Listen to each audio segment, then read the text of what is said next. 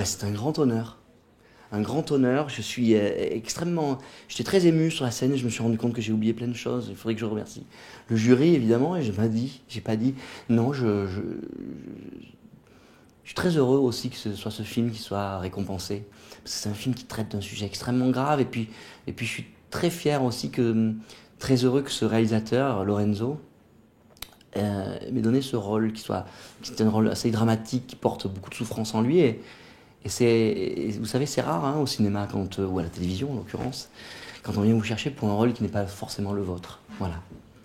Et c'est vrai, comme vous dites, La soif de vivre, il parle d'un sujet quand même assez dur. Pourquoi, à votre avis, ça a touché, en fait, ça a inspiré le jury en quelque sorte? Je n'en sais rien. Est-ce que c'est un sujet dont on parle beaucoup? Je n'en suis pas certain. Je pense que c'est un sujet qui est encore assez tabou.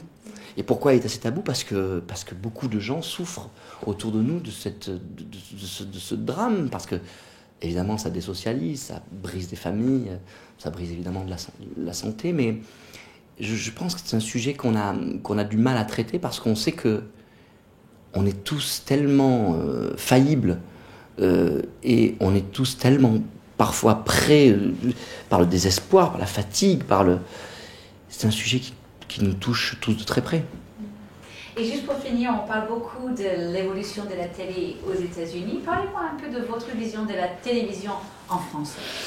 Moi, je dirais que la télévision en France a réussi à franchir un cap en comprenant que le personnage était aussi l'un des éléments essentiels de la narration, avec l'histoire bien évidemment.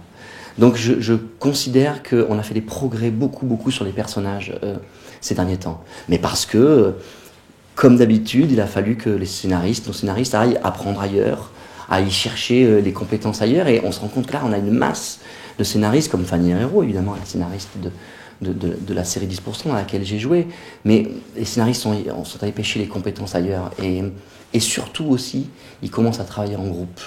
Ces fameux pôles d'auteurs, ces poules d'auteurs. Donc je crois que c'est ça qui nous a fait franchir un pas. C'est la collégialité et la connaissance approfondie de ce qui se fait, notamment aux États-Unis. Je veux dire, ce sont les meilleurs et ils resteront encore longtemps.